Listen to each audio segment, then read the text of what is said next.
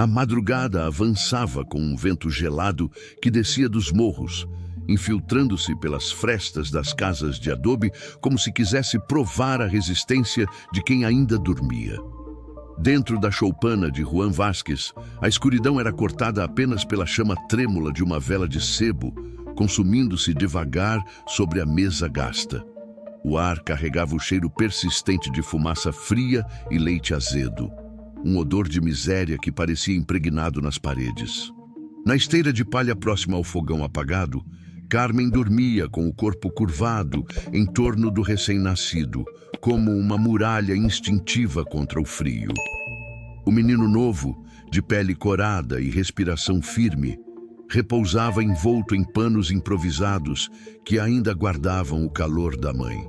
Ao fundo, porém, num canto pouco iluminado, outro som tentava se afirmar. Não era o choro vigoroso de um bebê pedindo atenção, mas um gemido rouco, quase imperceptível, que lembrava o estalar de uma madeira prestes a ceder. Antônio, com apenas 9 meses, parecia trazer no corpo uma fadiga antiga. Os olhos grandes e escuros não buscavam rostos nem respondem a gestos. Perdiam-se num ponto invisível, como se acompanhassem uma presença que só ele podia ver. Seus lábios arroxeados se entreabriam num esforço para puxar o ar, e cada respiração era uma luta desigual contra o próprio corpo. Quando a mãe o pegava no colo, sentia um peso diferente. Não o da carne, mas o da fragilidade, como se carregasse algo sempre à beira de se quebrar. As vizinhas já haviam sussurrado suas sentenças. Esse menino não serve, nasceu tocado da cabeça. Carmen fingia não ouvir, mas as palavras se alojavam em seu peito como farpas. Ela o amava com uma devoção silenciosa, feita de noites acordada, de mãos tentando aquecer o pequeno corpo frio, de olhos implorando a cada suspiro que ele resistisse. Ainda assim, no fundo de sua alma, crescia o medo de que a vida estivesse lhe arrancando o filho pouco a pouco diante de seus próprios braços impotentes. Juan, o pai, observava tudo com um silêncio carregado de culpa. Sentado no banco tosco encostado à parede, deixava as mãos calejadas cobrirem o rosto, como se assim pudesse esconder a vergonha da miséria que o consumia.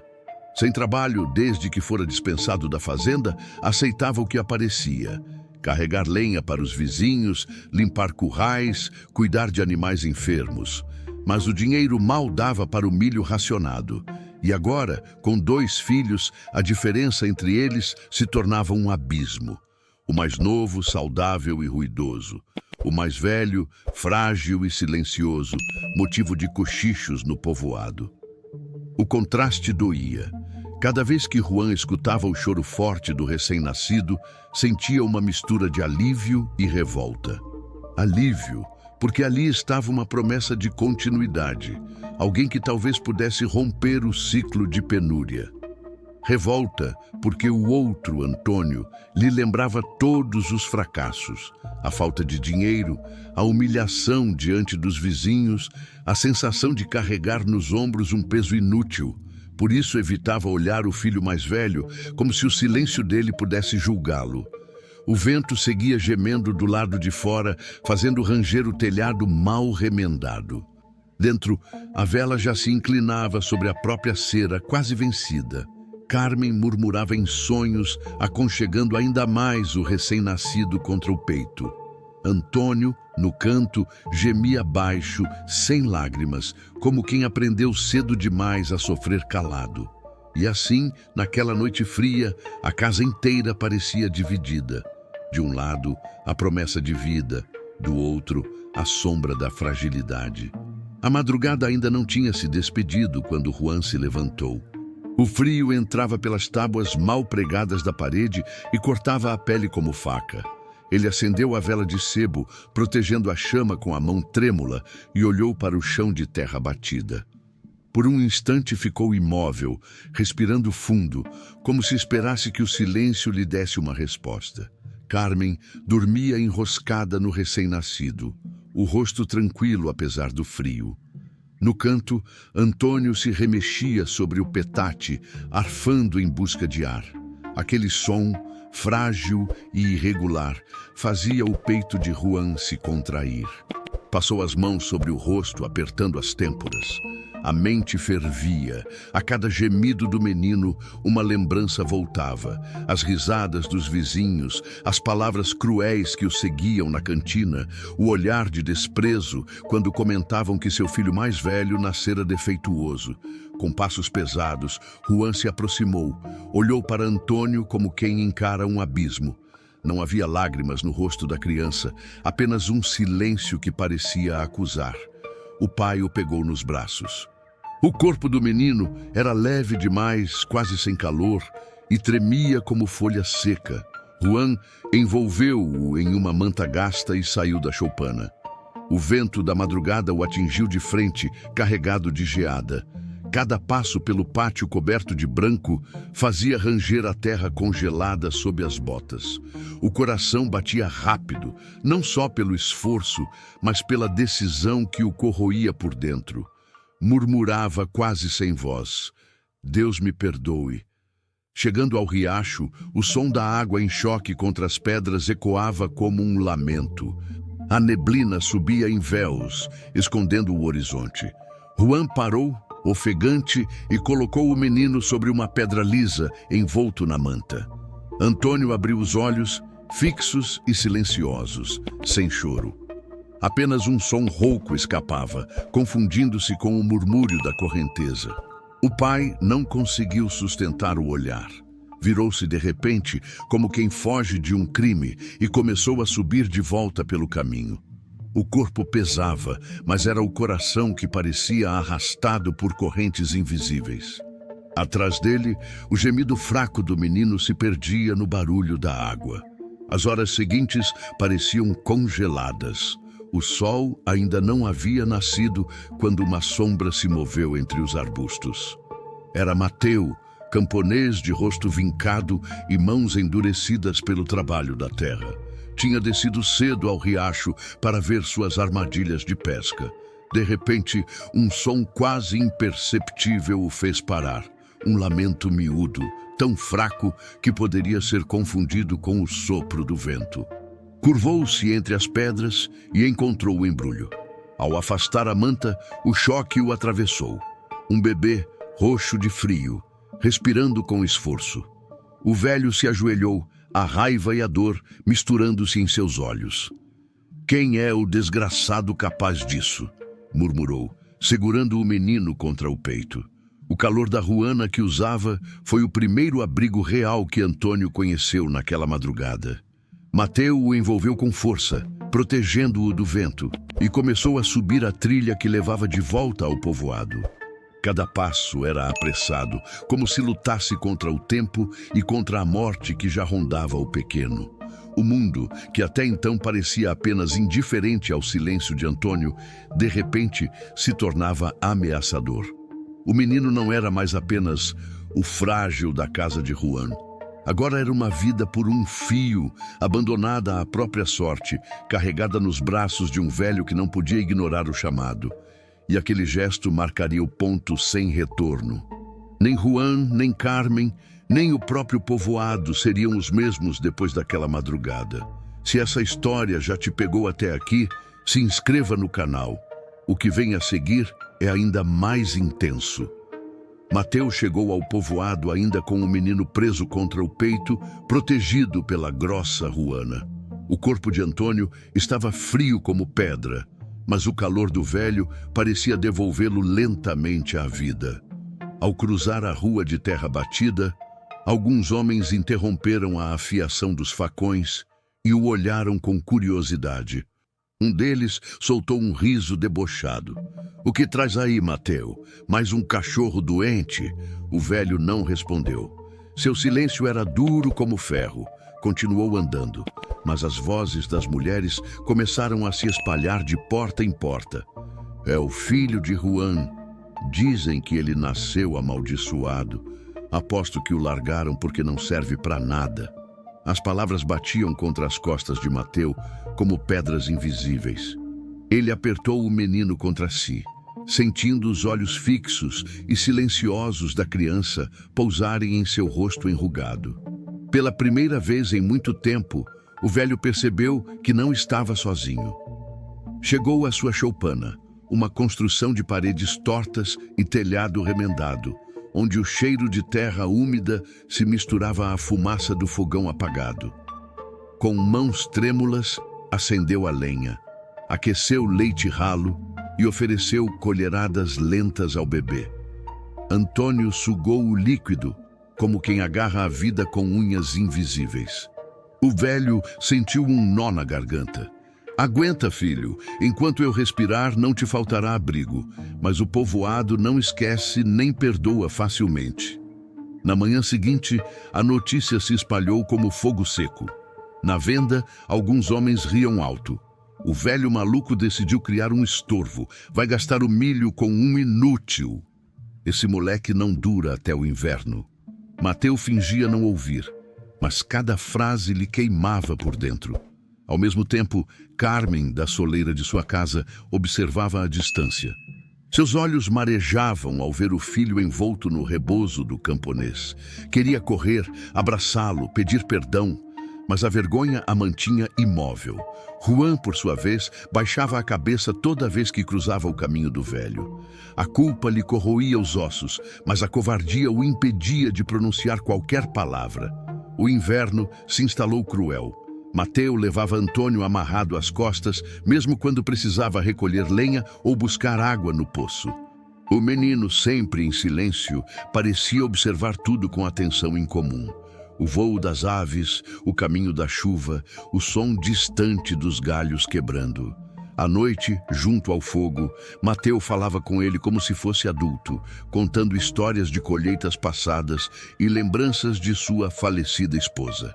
O garoto não respondia, mas seus olhos escuros seguiam cada palavra, como se gravassem o mundo em silêncio. No entanto, o desprezo continuava. Certo domingo, Mateu levou Antônio à praça. As crianças brincavam de bola de trapo, mas ao vê-lo, começaram a zombar. Olhem, ele nem sabe andar direito. Está abobalhado. Mateu ergueu-se com o menino nos braços e encarou os pequenos zombadores com uma fúria silenciosa. A raiva queimava, mas não explodiu em violência. Apenas uma promessa cresceu em seu peito. Enquanto vivesse, ninguém humilharia aquele menino. Dias depois, uma chuva forte desabou sobre o povoado. Enquanto todos corriam para se abrigar, Antônio apontou insistentemente para um canto do telhado. Intrigado, Mateu subiu e encontrou uma goteira prestes a abrir um buraco. Consertou a tempo. Naquele instante percebeu. O garoto via coisas que escapavam aos olhos dos outros. O povo continuava chamando-o de estranho, mas Mateu sentia que havia algo maior ali. Algo que ainda não sabia nomear, mas que mudaria a vida dos dois. E você já viveu um momento em que todos duvidaram, mas algo pequeno mostrou que havia esperança? Conta aqui nos comentários, quero muito ler. Era dia de festa patronal. O sino da capela repicava sem descanso, a praça cheirava a pão doce e tamales recém-saídos da panela. E os músicos enchiam o ar com sones que faziam vibrar as paredes de adobe. As crianças corriam entre as barracas improvisadas, rindo alto, enquanto os adultos trocavam cumprimentos e comentários sobre a colheita. A vida, por alguns instantes, parecia esquecer a miséria. Mateu chegou devagar, apoiando-se no cajado, com Antônio, de 8 anos, ao seu lado. O menino andava em silêncio, os olhos fixos, sem sorrir. Mas havia uma firmeza em seus passos que o velho reconhecia com orgulho. Os olhares ao redor não demoraram. Alguns desviavam, outros zombavam em cochichos abafados. De repente, um estalo seco cortou o burburinho. Um cavalo desgovernado surgiu na rua de terra, arrastando a corda solta do pescoço. Os cascos batiam com violência contra o calçamento, levantando poeira e pedras. As crianças, presas no meio da praça, paralisaram diante da massa de músculos e fúria que avançava. O alvoroço foi imediato. Gritos, mães correndo, homens sem saber o que fazer. Mateus soltou o cajado e abriu a boca para chamar Antônio, mas o menino já não estava ao seu lado. Avançava em direção ao animal, os pés firmes no chão, o olhar inabalável. Cada passo parecia um desafio à própria morte. O velho tentou alcançá-lo, mas a multidão em pânico o empurrou para trás. O cavalo bufava, a espuma escorria pelo freio, os olhos arregalados brilhavam em desespero. A multidão recuava, mas Antônio se plantou no meio do caminho. Estendeu as mãos pequenas, os dedos abertos, e permaneceu imóvel. O silêncio caiu sobre a praça como uma lâmina. O animal avançou mais alguns metros, cascos levantando poeira, até parar bruscamente diante do menino. O chão tremeu com o impacto. O cavalo relinchou alto, ergueu-se sobre as patas traseiras e depois, num movimento quase impossível, recuou. Antônio levantou lentamente a mão e tocou a testa suada do animal. O gigante bufou mais uma vez e, como se obedecesse a uma ordem silenciosa, baixou a cabeça. Um arrepio percorreu a multidão. O tempo pareceu suspenso. Os olhos fixos de Antônio, que tantos desprezavam, agora dominavam a cena. Com calma estranha, ele pegou a corda e conduziu o cavalo até um poste, amarrando-o com firmeza. Quando terminou, voltou-se para a praça. O silêncio durou segundos, mas parecia eterno, até que uma palma solitária ecoou, depois outra. Logo, aplausos explodiram por todos os lados. Os mesmos que zombavam do menino agora batiam as mãos com respeito. Alguns gritavam em agradecimento, outros se envergonhavam do que haviam dito no passado. Mateus, com lágrimas escorrendo pelo rosto, abriu caminho entre a multidão e abraçou Antônio com força. A voz lhe saiu trêmula. Hoje todos viram o que eu sempre soube. O menino não respondeu, apenas apoiou a cabeça no ombro do velho, mas não precisava de palavras. O olhar intenso que atravessava a praça dizia mais do que qualquer frase. Se esse momento te arrepiou tanto quanto a mim, deixa seu like agora. Isso nos mostra que você está sentindo junto. A praça ainda guardava o eco dos aplausos, mas o peso do silêncio voltou rápido, como poeira que cai depois de uma ventania. O cavalo já estava preso ao poste. Os músicos calaram os instrumentos e a multidão, aos poucos, retomava o fôlego. Ainda assim, nada era igual. Todos olhavam para Antônio como se vissem pela primeira vez algo que sempre estivera ali e nunca tinham reconhecido. Mateus manteve o menino nos braços por um tempo que pareceu não ter fim.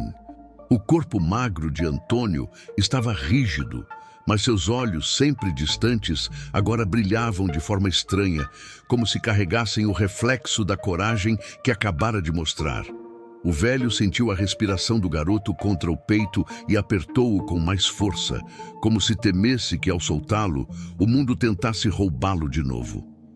Alguns homens se aproximaram, hesitantes. Um deles, que tantas vezes zombara na venda, arriscou palavras baixas. Obrigado, menino. Você salvou as crianças. A frase ficou suspensa no ar. Outros murmuraram em concordância, mas nenhum ousou se alongar. Era como se a vergonha lhes cortasse a língua. Carmen, ao fundo, assistia com os olhos marejados. Viu o filho acolhido por braços que não eram os seus e sentiu o peito se partir em duas metades, uma de orgulho e outra de culpa. Quis correr até ele, mas seus pés permaneceram colados ao chão de terra, como se raízes invisíveis a impedissem. Juan, por sua vez, desviou-se pelas vielas, incapaz de encarar o que acontecera. O peso do silêncio do filho lhe queimava a consciência mais do que qualquer insulto do povoado. Quando o sol começou a cair, Mateus pegou Antônio pela mão e o levou de volta pela trilha que subia até a choupana. A festa seguia atrás deles, mas já não lhes pertencia. O caminho estava coberto de folhas secas que estalavam sob as botas, e o velho caminhava devagar, sentindo cada passo como parte de um rito. Dentro da casa, reacendeu o fogão. O calor devolveu ao ambiente uma sensação de abrigo. Sentou-se diante das chamas e pôs Antônio ao lado, entregando-lhe um pedaço de pão endurecido. O menino o segurou entre os dedos pequenos, sem comer de imediato, apenas observando as brasas como quem escuta um segredo antigo. Mateu passou a mão pelos cabelos dele e sussurrou: "Filho, o que fizeste hoje não pode ser apagado. Ninguém vai esquecer." O silêncio de Antônio foi a única resposta. Mas naquele silêncio havia algo novo.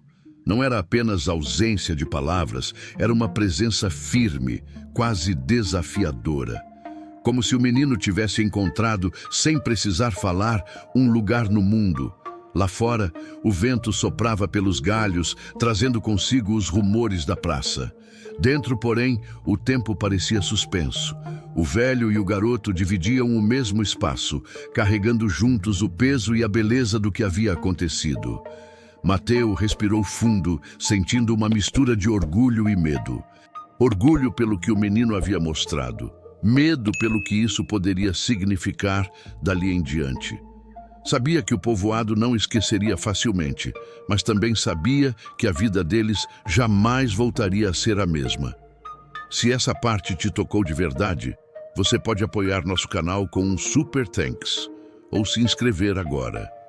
Esse gesto nos fortalece para continuar trazendo histórias tão intensas como essa. O povoado não esqueceu a cena da praça. Por semanas ela foi repetida em cada fogão aceso, em cada cantina, em cada roda de conversa. Alguns ainda o chamavam de estranho, mas agora o tom era outro, misturado de respeito, de temor e de algo que ninguém tinha coragem de admitir em voz alta. Antônio não se tornou falante, nem se transformou no menino que o povo esperava. Continuava calado, atento, observando o mundo com aqueles olhos que pareciam atravessar pedras. Mas já não era visto como um peso. Era agora presença. Na choupana, a rotina seguiu. Mateu acordava cedo, acendia o fogo, preparava o pouco que havia para comer. Antônio o acompanhava, fosse carregando feixes de lenha maiores do que seu corpo, fosse caminhando atrás dos pássaros como se decifrasse seus sinais. Havia silêncio entre eles, mas era um silêncio cheio, cheio de vida, de cumplicidade, de tudo o que não precisava ser dito. Carmen, à distância, continuava observando. O remorso se tornara companheiro diário. Ela via o filho crescer nos braços de outro homem e sua própria omissão pesava como ferro em brasa. Juan, incapaz de enfrentar o que tinha feito, mergulhava no álcool e na fuga. O menino que ele negara agora era a lembrança viva de sua covardia. Essa ferida ninguém podia curar. Mateu, por sua vez, já não era o mesmo homem solitário. Encontrara em Antônio não apenas companhia, mas também uma razão para resistir. O menino lhe devolvia algo que pensava ter perdido, a certeza de que ainda podia oferecer calor a alguém. O que os outros jogaram fora como estorvo, para mim foi presente, repetia. Não para convencer o povoado, mas para lembrar a si mesmo que a vida pode renascer nos lugares mais improváveis. E é aqui que eu falo com você, que me acompanhou até o fim. Talvez, em algum momento, você também tenha se sentido como Antônio, calado, diferente, apontado como fardo. Talvez tenha sido como Mateu, encontrando força onde ninguém via valor. Ou, quem sabe, já tenha carregado culpas como as de Carmen e Juan, sabendo que o silêncio também pode ferir. O que essa história sussurra é simples. Às vezes, tudo o que alguém precisa é de um lugar onde possa apenas existir, sem cobrança, sem rótulo. Às vezes, não se trata de mudar quem somos, mas de encontrar quem nos veja como somos. Você não está só. Se ficou comigo até aqui, é porque essa história encontrou eco em você. E isso significa muito. Obrigado por abrir espaço no seu coração para caminhar lado a lado com Antônio, com Mateu e com todos os silêncios que carregam mais do que palavras poderiam dizer. Histórias como essa não são fáceis de contar, mas são necessárias. Elas lembram que até no abandono pode nascer cuidado, até no silêncio pode haver voz, e até na dor pode brotar sentido. Se essa história falou com a sua alma, continue comigo. Aqui ao lado tem outro vídeo te esperando. Talvez ele também encontre você onde você estiver.